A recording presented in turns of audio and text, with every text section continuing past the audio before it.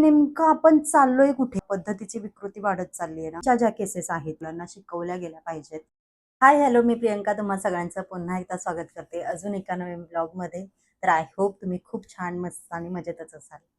तर आज मी कोणतंही डेली रुटीन मी तुमच्यासोबत शेअर करणार नाहीये. मला खरंच एका खूप सीरियस गोष्टीवरती तुमच्यासोबत काही गोष्टी शेअर करायच्या आहेत, ज्या माझ्या मनामध्ये चालल्या आहेत गेल्या 1 आठवड्यापासून आणि आपण त्या गोष्टी नेहमी वारंवार ऐकतोच आहोत.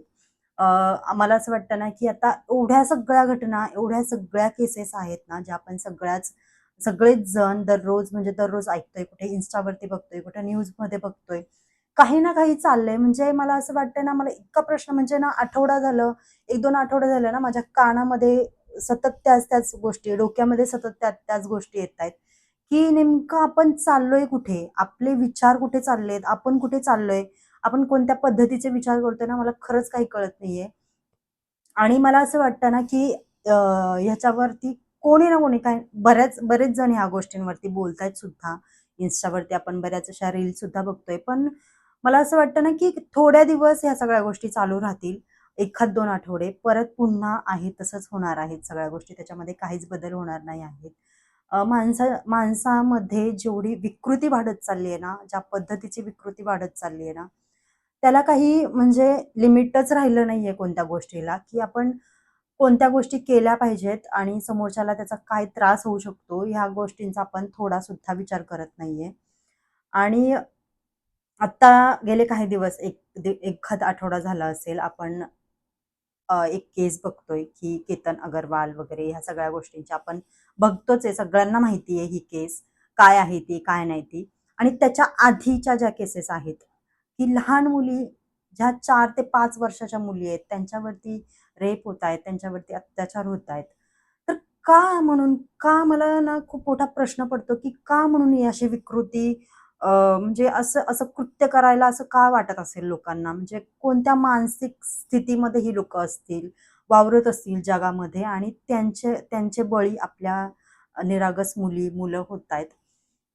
मला असं वाटतं ना, की ह्या गोष्टी आपण खरंच खूप म्हणजे खूप सिरियसली घेतल्या पाहिजेत. आपली मुलं, आपण आपल्या मुलांवरती कोणते संस्कार देतोय. आत्ता माझा मुलगा स्वतःचा 13-14 वर्षाचा आहे, 13 वर्षाचा आहे. आत्तापासूनच आपण आपल्या मुलांना कोणते संस्कार दिले पाहिजेत, मुलींना कसं ट्रीट केलं गेलं पाहिजे, ह्या सगळ्या गोष्टी आपण आपल्या मुलांना शिकवल्या गेल्या पाहिजेत. आपण आपल्या मुलांशी तेवढं खुलून बोललं पाहिजे. फ्रँकली सगळ्या गोष्टी डिस्कस केल्या पाहिजेत आपल्या मुलांसोबत. तरच आपली मुलं त्यांचे प्रॉब्लेम्स आपल्यासोबत शेअर करणार आहेत, एवढं लक्षात ठेवा.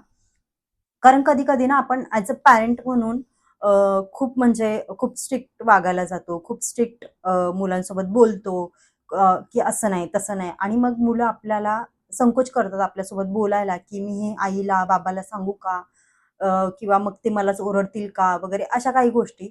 पण मला असं वाटतं ना, की आत्ता आपण त्या पिढीमध्ये नाही आहोत. जी पिढी आपल्याला म्हणजे नाही का, की अ, मुलांना ओरडलं, मारलं, की मग ते सुधरतील वगैरे असं नाहीये. तर आत्ता ॲज अ पॅरेंट म्हणून आपण ही काळजी घेतली पाहिजे, की जेवढं आपण मुलांसोबत संवाद साधू, जेवढं आपण कम्युनिकेट करू, तेवढंच मुलं आपल्याला त्यांचे प्रॉब्लेम सांगणार आहेत वगैरे. ह्या सगळ्या गोष्टी आहेतच. पण मला असा प्रश्न पडतो, की तुम्ही म्हणजे आता एवढ्या सगळ्या घटना बघितल्यात आपण, की कोण कोणाला ड्रममध्ये घालतंय, कोण कोणाला ढकलून देतंय, कोणी कोणाला म्हणजे काही त्याचं म्हणजे माणूस ना विचारच करू शकत नाहीये ह्या सगळ्या गोष्टींचा, की अशा पण गोष्टी होऊ शकतात का जगामध्ये? खरंच.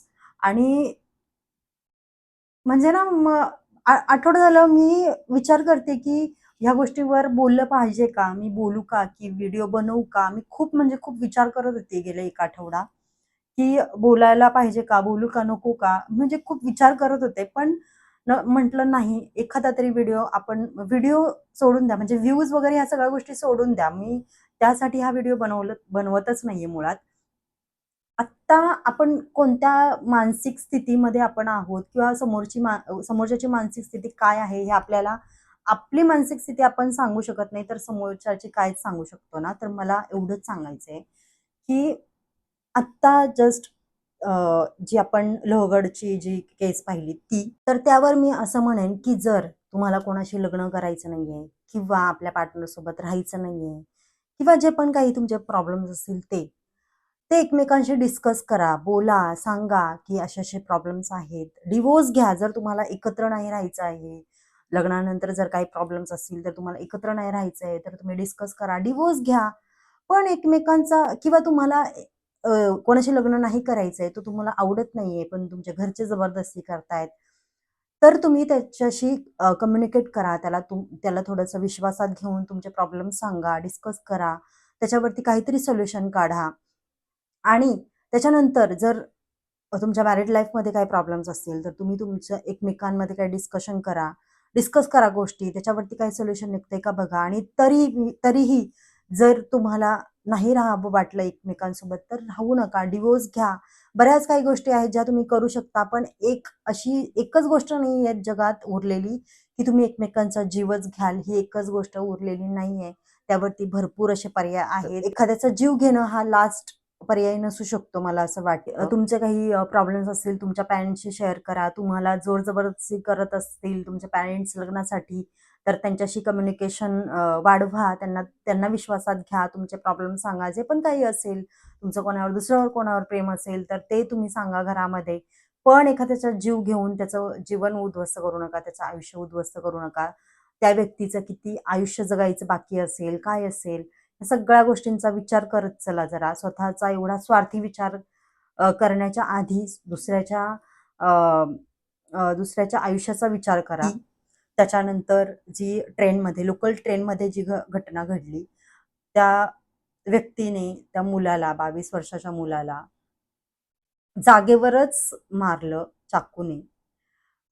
मग मला असं म्हणायचं की जेवढे पण काही दादा, मामा जे पण कोणी असतील, ताई असेल, कोणीही जे पण कोणी ट्रेनने प्रवास करताय, कुठेही प्रवास करताय, दिवसभरामध्ये तुम्ही प्रवास करताय, दमून, थकून, भागून येताय, ट्रॅव्हलिंग करताय आणि त्या दरम्यान जर तुमचं कोणाशी वाद होत असतील, तुम्ही कोणाला काही जास्तच बोलत असाल, शिवीगाळ होत असेल, जे काही वाद होत असतील तुमचे, तर ते तिथेच स्टॉप करा.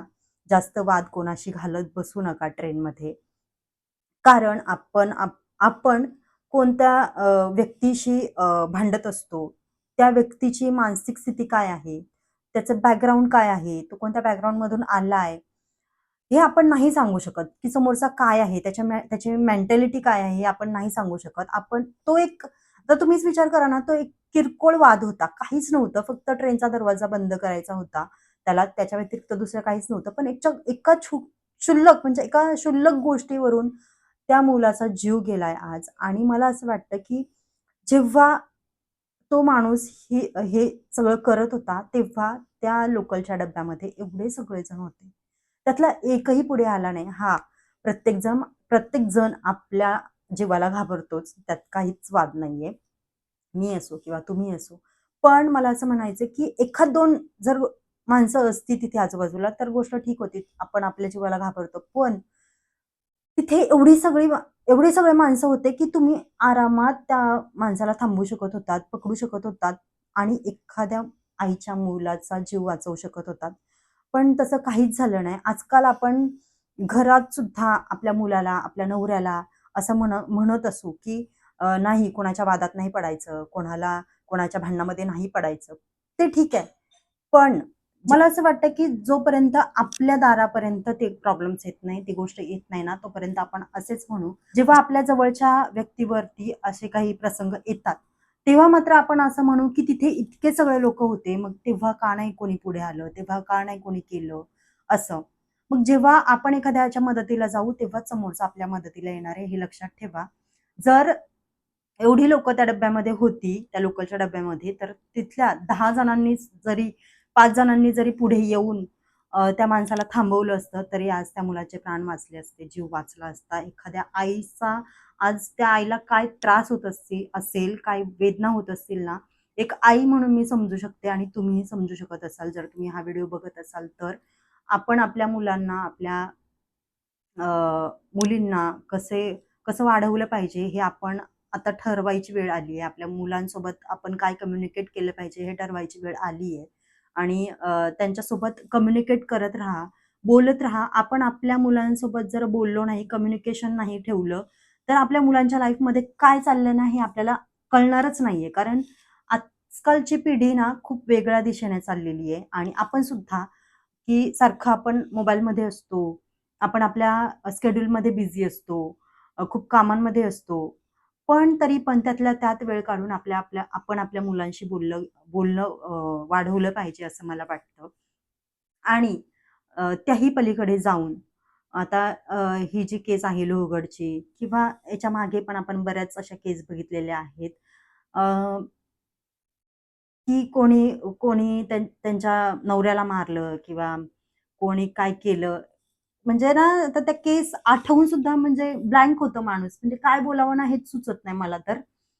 असं का करता? म्हणजे काय मिळतं ह्याच्यातून मला कळत नाहीये. आता ही जी लोहगडची तुम्ही केस बघितली, तर त्याच्यामध्ये सुद्धा की त्या मुलीने घरी न सांगता त्याला त्याला मारलं. का म्हणजे? तुम्ही तुम्ही एवढं सगळं करता, तर मग तुम्ही एवढं तर डेअरिंग स्वतःमध्ये ठेवू शकता, की तुम्ही तुमच्या घरच्यांना कन्व्हिन्स करू शकता. तुम्ही तुमचं जे काही आहे ते डिसिजन तुम्ही घेऊ शकता त्याच्यावरती. पण एखाद्याचा जीव घेणं म्हणजे हा लास्ट पर्याय असू शकतो का? लाईफमध्ये मला खरंच प्रश्न पडतो. म्हणजे एखाद्याचा जीव घेणं सोपं आहे, पण आपल्याला जी गोष्ट करायची आहे त्यासाठी स्ट्रगल करून मग ती गोष्ट मिळवणं, हे आजकाल लोकांना म्हणजे हे नको आहे आणि एखाद्याचा जीव घेणं सोपं झालंय असं मला वाटतंय. आजकाल माणसाची जी मानसिकता आहे ना, इतकी म्हणजे इतकी विचित्र झाली आहे ना, की अरे प्राणी सुद्धा एवढे चांगले वागत असतील, तेवढी आता माणसं अशी वागायला लागली आहेत. मला खरंच ना आता माझ्याकडे शब्दच नाहीयेत ह्या सगळ्या गोष्टींवर बोलायला. मी बसलीये खरी इथे बोलायला, पण ना मला काय बोलू मला खरंच सुचत नाहीये. ह्या गोष्टींना ना खरंच कुठेतरी आळा बसला पाहिजे, कुठेतरी थांबल्या पाहिजेत ह्या सगळ्या गोष्टी. कारण ना आपण आपल्या स्वतःच्या स्वार्थासाठी एखाद्याचं आयुष्य संपवतोय, एखाद्या आईकडून एखादा मुलगा हिरवला जातोय, एखाद्या बापाकडून त्याचा आधार हिरावून घेतला जातोय. ह्या खरंच खूप म्हणजे म्हणतो ना आपण आता मला ना खरंच शब्द पण नाहीयेत माझ्याकडे ह्या गोष्टीसाठी. काय म्हणजे काय आज समजा त्या ट्रेनमधली आपण गोष्ट घेऊ किंवा ही लोहगडची गोष्ट घेऊ किंवा नरसापूर की काय ती एक गोष्ट घेऊ. अशा बऱ्याच गोष्टी आहेत ज्यांच्याकडून जी मुलगी होती 4 ते 5 वर्षाची, त्या आईला आज काय वाटत असेल किंवा आता ज्यांची मुलं एक ट्रेनमध्ये तो ऑफ झाला तो एक मुलगा. आता हे जे लोहगडचं झालं ते एक.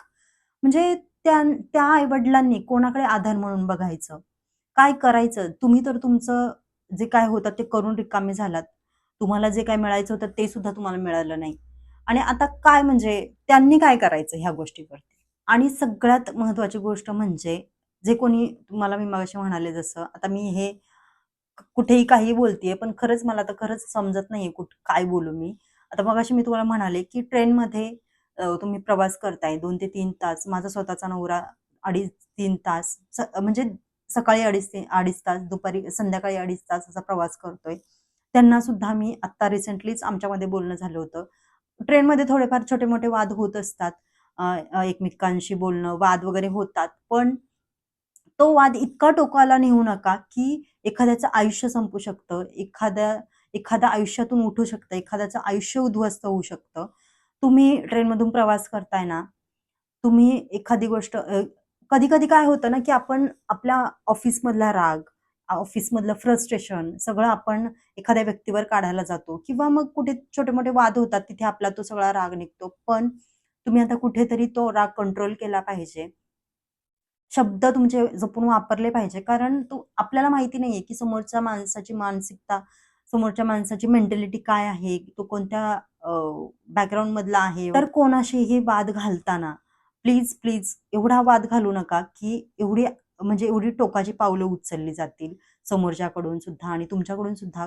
तर प्लीज जर तुमचे असे काही वाद होत असतील, माझे काही दादा असतील, भाऊ असतील, जे कोणी असतील ते, तुमचे काही असे वाद होत असतील ट्रेनमधून येताना, जाताना, प्रवासात कुठेही, तर ते वाद घालत बसू नका. एखादा पाऊल आपण मागे घेऊन आपण काही कमी होणार नाही आहोत. कुठे आपल्याला भुक्क पडणार नाहीयेत लगेच. तुम्ही प्लीज ती गोष्ट तिथेच थांबवा. ती गोष्ट वाढवायचा प्रयत्न करू नका. अ, एखाद्याला खूप इगो असतो, की नाही तो मला असा बोललाय तर मग मी असं करणार वगैरे, वगैरे.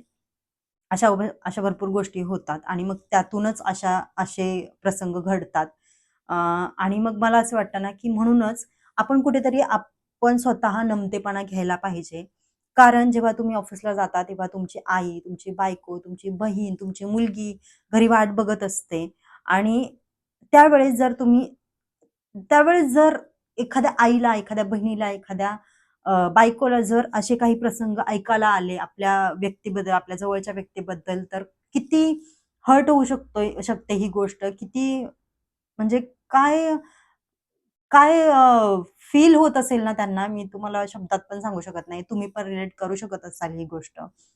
मी एकदम म्हणजे एक्सप्लेन करायची गरज नाहीये. तुम्ही रिलेट करू शकत असाल. तुम्ही या सगळ्या न्यूज बघताय. तर मला एवढंच सांगायचं आहे या सगळ्या गोष्टीमधून प्लीज एका छोट्याशा गोष्टीसाठी तुम्ही एखाद्याचं आयुष्य संपवू नका. एखाद्याचं आयुष्य उद्ध्वस्त करू नका. एखाद्या आईकडून तिचा मुलगा हिरावून घेऊ नका. कारण ना खूप असह्य असतात ह्या वेदना जेव्हा आपला मुलगा आपल्यापासून हिरावला जाऊ शकतो किंवा ती भावना पण जी असते ना, कल्पना सुद्धा नाही करवत ह्या गोष्टीची, की आपला मुलगा आता आपल्या ह्या जगात नाहीये. आणि तुम्ही विचार करा, की ती मुलं ज्यांच्यासोबत हे सगळं झालंय, ती मुलं आपल्या आईशी, आपल्या वडिलांशी, बहिणीशी कोणत्या गोष्टी बोलून निघाले असतील घरातून? काय बोलून निघाले असतील? त्यांचे काय शेवटचे शब्द असतील? काय काय कम्युनिकेशन झालं असेल त्यांच्यामध्ये? आता हे सगळं त्यांच्या आई-वडिलांना, त्यांच्या बहिणीला, त्यांच्या आईला या सगळ्या गोष्टी आठवत असतील आणि त्या गोष्टी किती आयुष्यभर त्यांना त्रास होऊ शकतो त्या गोष्टीचा तुम्ही विचार करा. आणि कुठेतरी आपण आपली मानसिकता बदलायला पाहिजे. खरंच ह्या सगळ्या गोष्टी थांबायला पाहिजेत आणि इतका क्रूरपणा वाढलाय ना आजकाल जगात, इतका क्रूरपणा ना म्हणजे आपण विचारच नाही करू शकत एवढ्या लेव्हलचा. त्याच्यामुळे मला असं वाटतं, की आत्ताची जी येणारी पिढी आहे ना, त्यांना ह्या सगळ्या गोष्टींसाठी आपण आधीच प्रिपेअर केलं पाहिजे.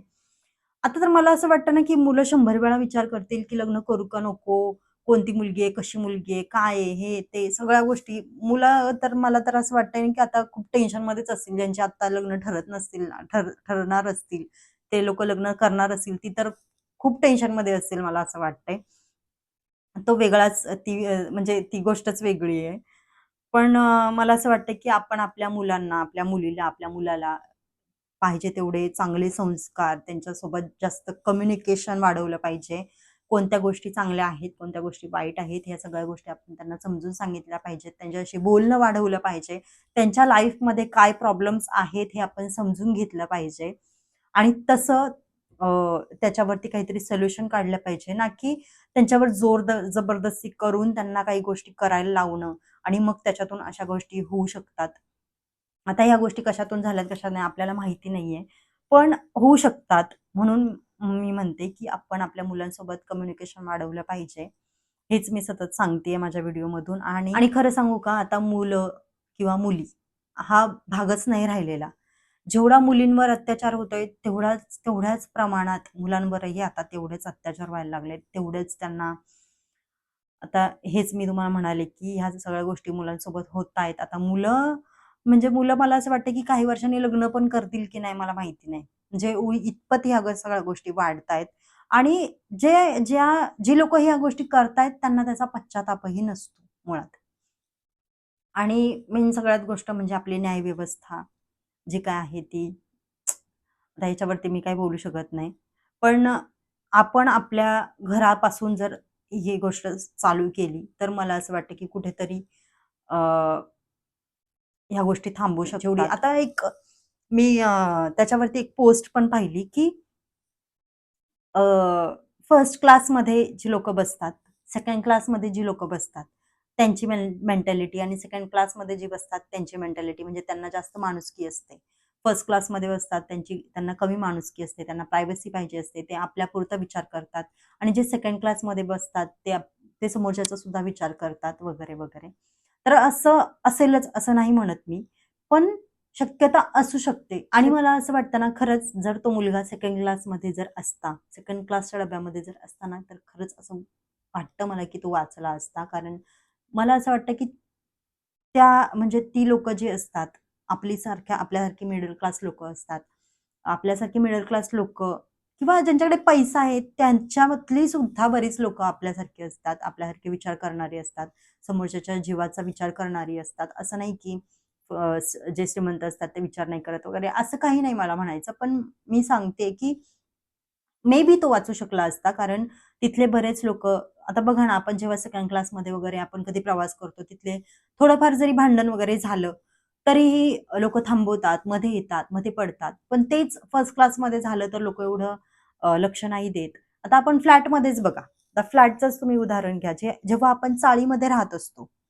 जेव्हा आपण चाळीमध्ये राहतो, तेव्हा बरीच लोकं आपल्याला आपल्या मदतीला येतात. पण तेच जर आपण फ्लॅटमध्ये राहायला आलो, तर आपल्याकडे आपल्या घरामध्ये कोणी आपल्याला मारून जरी गेलं, तरी त्याचा तपास लागणार नाही. कारण प्रत्येकजण आपापल्या आयुष्यात बिझी असतं. आपापल्या घरामध्ये दरवाजा लावून असतं. त्याच्यामुळे ना, मला असं वाटतं, की जर तो सेकंड क्लासमध्ये असता, तर कदाचित वाचू शकला असता. आणि आता ह्या सगळ्या गोष्टी कुठेतरी कुठेतरी थांबल्या पाहिजेत. आणि ज्यांच्यासोबतही ह्या सगळ्या गोष्टी झाल्यात, त्यांना खरंच योग्य तो न्याय मिळाला पाहिजे. खरंच ह्या सगळ्या गोष्टी ज्या आहेत ना, खूप म्हणजे खूप विचार करायला लावणाऱ्या आहेत. विचार म्हणजे माणसाचं मन नाही का अस्वस्थ होऊन जातं.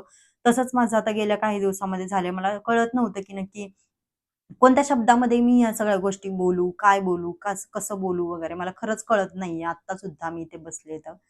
पण कोणत्या ना कोणत्या गोष्टीतून तुम्हाला कळेलच, की मला नक्की काय सांगायचंय, काय बोलायचंय. काही ना काही तुम्हाला कळेलच थोड्याफार गोष्टी. मी जास्त काही एक्सप्लेन नाही करू शकत. तर आता वेळ आली आहे आपली मानसिकता बदलण्याची, आपले विचार बदलण्याची वेळ खरंच आली आहे. आपल्या मुलांना छान संस्कार देण्याची आपण देतोच आहे, संस्कार चांगले देतोच आहे, पण त्यांना योग्य त्या गोष्टी शिकवण्याची वेळ आली आहे. मुलांना, मुलींना त्यांच्यावरती लक्ष ठेवण्याची गरज आली आहे. कारण ना आत्ता सध्याच्या काळामध्ये आपण आपली स्वतःची सुद्धा प्रायव्हसी जपतो. मुलं त्यांची प्रायव्हसी जपतात, की नाही मुलांना आपल्या प्रायव्हसी पाहिजे, आपल्याला सुद्धा प्रायव्हसी पाहिजे वगैरे, वगैरे. आणि मग आपण त्यांच्याकडे जास्त लक्ष देत नाही. ते त्यांच्या लाईफमध्ये बिझी असतात. आपण आपल्या लाईफमध्ये बिझी असतो. आपण कधी त्यांच्याकडे लक्ष देत नाही, त्यांच्या बॅगा चेक करत नाही, काहीच करत नाही. पण आता ह्या सगळ्या गोष्टी कुठे ना कुठे थांबल्या पाहिजेत. आपण आपल्या मुलांकडे लक्ष दिलं पाहिजे, की आपली मुलं काय करतायत, कोणासोबत फिरतायत, कधी येतायत, कधी जातायत. आपल्या मुलांच्या आयुष्यात काही प्रॉब्लेम्स तर नाहीयेत ना? त्यांना कोणाचा काही प्रॉब्लेम नाहीये ना? या सगळ्या गोष्टी जाणून घेण्याची वेळ आली आहे. आणि आता ह्या ज्या गोष्टी घडतायत आजूबाजूला, त्याच्यावरूनच आपण काही ना काही घेतलं पाहिजे, काही ना काही शिकलं पाहिजे, की आपण आपल्या आयुष्यामध्ये काय बदल केले पाहिजेत, कसं राहिलं पाहिजे, कसं वागलं पाहिजे, या सगळ्या गोष्टी आहेच आहेत. आणि मला काय बोलायचं हे तुमच्यापर्यंत मे बी पोहोचलं असेल. तर मला हेच थोड्याफार ह्याच काही गोष्टी होत्या ज्या मला तुमच्यासोबत शेअर कराव्या वाटल्या. आणि मला असं वाटलं की ह्या सगळ्या गोष्टी तुमच्यासोबत शेअर करून माझं कुठेतरी मन हलकं होईल. आणि तुम्ही सुद्धा ह्या काही गोष्टी रिलेट करू शकत असाल. मी जे बोलली आहे ते, की एक आई म्हणून आपला मुलगा गमावणं ही खूप खूप म्हणजे इतकी वेदनादायी गोष्ट आहे ना, म्हणजे आपण त्या ज्या आया आहेत, ज्यांनी आपापल्या मुलांना गमावलंय, ज्यांची मुलं त्यांच्या आयुष्यात नाहीयेत, एकुलती एक मुलं असतात त्यांची. एकुलती एक असो किंवा 2 मुलं असो, 3 मुलं पण मुलगा तो मुलगाच असतो ना आईचा, मुलगी ती मुलगीच असते. कितीही असो. त्याला काही नंबर नंबर मॅटर नाही करत त्याच्यामध्ये. आपलं मूल आहे शेवटी रक्ताचं मूल आहे ते. ते गेल्याच्या नंतर काय वेदना होत असतील ना, त्यांच्या मनाला माहिती. हे आपण फक्त फील करू शकतो, की त्यांना काय वेदना होत असतील आज त्या आईला, त्या वडिलांना वगैरे. तर ठीक आहे आता चला ह्यावरती मी आता अजून काय मी बोलू मला कळत नाहीये आता ह्याच्यावरती. आणि आता यावरती जे काही न्याय मिळेल किंवा काय होईल माहिती नाही आता. अ, ज्या ज्या गोष्टी म्हणजे ज्यांच्यावर वगैरे केसेस वगैरे जे झाले असतील, ते आता मोकळेपण फिरतायत, हे ते आहे, बऱ्याच गोष्टी आहेत. काय वर्ष 2 वर्ष जेलमध्ये राहतात आणि परत सुटून येतात आणि मग परत आहे त्यांची ती रेग्युलर लाईफ आहे ती जगतायत. पण ज्यांचा जीव गेला त्यांचं काय आणि त्यांच्या कुटुंबाचं काय? तर चला ह्या सगळ्या गोष्टी आहेत आणि खूप सगळ्या गोष्टी आहेत बोलण्यासारख्या. आता मी तेवढी काही हे नाहीये, की मी एवढ्या सगळ्या गोष्टी बोलू शकेन वगैरे. मला नाही समजत आहे आता मी काय बोलू. पण ठीक आहे चला असं आता मला जेवढ्या गोष्टी तुमच्यासोबत शेअर कराव्या वाटल्या, जेवढं सांगावं वाटलं, तेवढं मी तुमच्यासोबत शेअर केलंय. आणि तुम्ही सुद्धा तुमच्या लाईफमध्ये काही ना काही बदल आणा, काही ना काही चेंजेस आणा, जेणेकरून तुमच्या घरच्यांना, तुम्हाला स्वतःला त्या गोष्टीचा त्रास नाही होणार आणि छान सेफ प्रवास करत जा दररोज. कोणाशी वाद घालू नका, कोणाशी काही भांडू-तंडू नका. स्वतःचा इगो थोडासा म्हणतो ना कंट्रोल करा. एक स्वाभिमान आपण म्हणतो ना आपल्याला खूप स्वाभिमान असतो, की समोरच्याने एक बोललं तर आपण 2 बोलायचं. हे थोडंसं टाळा. थोडासा आपण एक पाऊल मागे घ्या आणि आपला जीव वाचवा असं तर मी म्हणेन खरंच. कारण आजकालच्या दुनियेमध्ये काहीच सांगू शकत नाही काय होईल, कोण काय करेन, कोण काय काहीच सांगू शकत नाही. समोर झाल्याशिवाय ना आपल्याला काहीच कळणार नाही, की काय होऊ शकतं पुढे. काहीच सांगू शकत नाही आणि होऊन गेल्याच्या नंतर मग आपण त्या गोष्टीचा रिग्रेट करून काहीच फायदा नाहीये. त्यामुळे काही गोष्टी आपण आधीच आपल्या स्वतःमध्ये काही चेंजेस आणले, तर मला असं वाटतं, की ह्या गोष्टी टाळता येऊ शकतात.